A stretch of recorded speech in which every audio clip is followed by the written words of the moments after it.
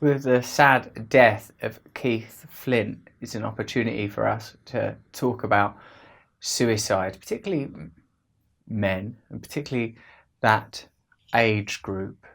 I've not got the statistical information, but you know that statistically men are killing themselves at a number that seems like too high. Does it make you think that possibly the way that we're living life, the things that we're prioritising, the way that we're communicating are all out of line? Do you think that perhaps we've come so far from how we're supposed to live and how we're supposed to be that it's increasingly difficult to be alive, whether you look at the opioid crisis in America or the suicide crisis or the amount of people in prisons or the mental health epidemic? Of course, Keith Flint's particular death will have specific factors upon which it's impossible to speculate other than it's very sad. I suppose when someone famous and apparently successful commits suicide, we're reminded that fame and success can't make you happy. Suicide, I suppose, along with homicide, is mental illness's most severe conclusion.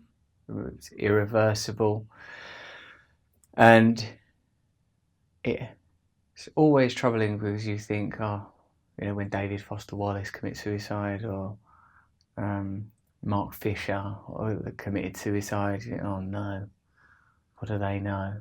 But really, if you are an optimistic person, you have to believe that beauty and love are more powerful than sadness and fear. And I suppose if you are a person who suffers from a lot of sadness and fear, and I do, as a matter of fact, like for me, when I hear people commit suicide, it doesn't feel abstract. A friend of mine committed suicide not long ago, and we hadn't been friends for a while. It was someone that I used to use drugs with when I was in my 20s. It was not surprising that that man committed suicide in his 40s in a very dramatic and violent way. And he was a talented person and a difficult person.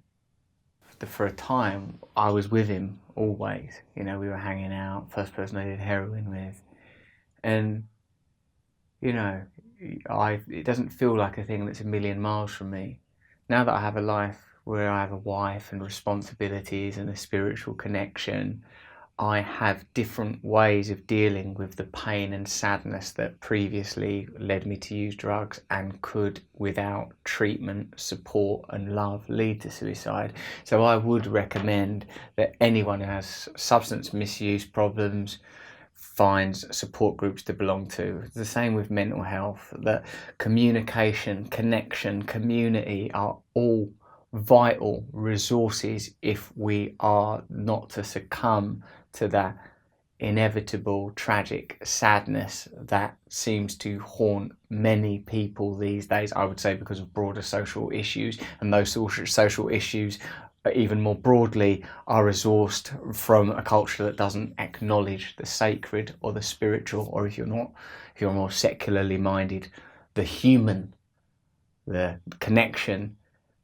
and need for vital exchange that is not commodified and commercialized, that we are living without to an increasing degree these days.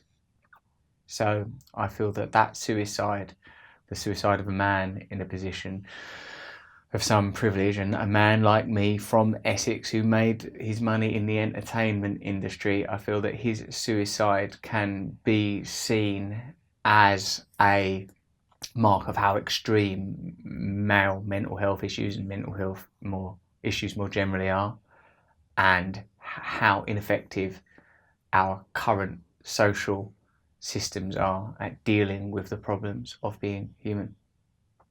Hello, I'm doing these new videos more frequently now. Please hit the notification button at the end of this video, because then you'll get a little bell when I post a new video, and I'd like you to get a little bell when I post a video. Then I can, I don't know, be buzzing away in your pocket.